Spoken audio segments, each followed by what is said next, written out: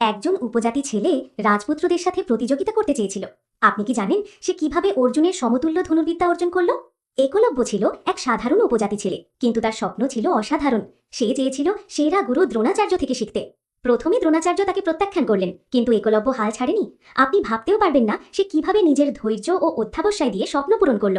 জঙ্গলে একলব্য একটি মাটির মূর্তিকে গুরু মনে করে অনুশীলন করত, দিনের পর দিন, বছরের পর বছর। তার দক্ষতা দেখে রাজপুত্র অর্জুনও অবাক। ভাবুন, একজন উপজাতি ছেলে কিভাবে রাজকীয় বংশের সেরা ধনুর্বিদ্যাবিদদের সাথে তাল মিলিয়েছে। দ্রোণাচার্য তখন চাইলেন তার ডান হাতের বুড়ো আঙুল, একটি চরম সম্মানের পরীক্ষা। এই মুহূর্তে একলব্য দেখালো সত্যিকারের ভক্তির শক্তি। একলব্য বিনা দ্বিধায় তা দিল। শিক্ষার প্রতি তার গভীর সম্মান আমাদের আজও অনুপ্রাণিত করে।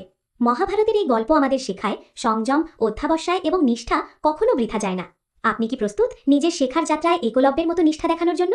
সাবস্ক্রাইব করুন এবং আরও অসাধারণ মহাভারতের গল্প শুনুন, যা আপনাকে অনুপ্রাণিত করবে প্রতিদিন আরও ভালো হতে।